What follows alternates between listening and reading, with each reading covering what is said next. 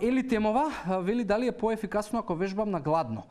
Ели не знам на што мислиш поефикасно, ама претпоставувам затоа што не е прв пат да се среќавам со овакви прашања. Обично луѓето кои што намалуваат килограми или имаат за цел да ослабнат и да намалат масти, некако го бараат најперфектниот момент за вежбање, најперфектната диета, најперфектниот продукт и така натаму, мислејќи дека тоа е клучното нешто.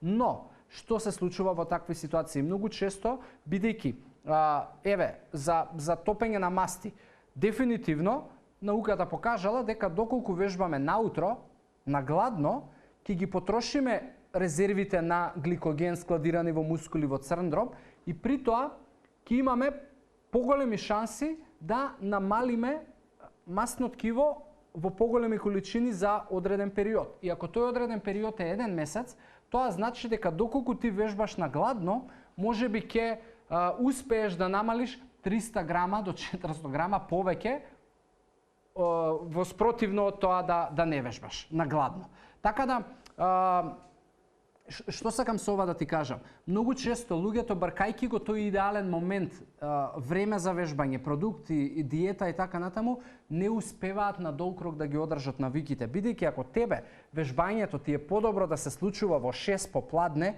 многу е подобро да го ставиш тогаш кога тебе ти годи, затоа што на тој начин ќе го одржуваш на долг рок. И тоа вежбање ќе биде многу попродуктивно и ти ќе се чувствуваш подобро низ процесот и ќе има поголем ефект, отколку да таргетираш и морам да вежбам ја на гладно или од сабајле, за да бидејќи така повеќе се топи. Не е тоа некоја преголема разлика, бидејќи ти 1 месец ќе издржиш и ќе стиснеш заби и ќе се натераш и ќе вежбам наутро. Но после одредено време ќе едноставно, ако не ти годи, ако не сакаш, ќе се откажеш. Затоа не барај идеално време за вежбање или идеална диета, барај си нешто што на долг рок ќе функционира за тебе.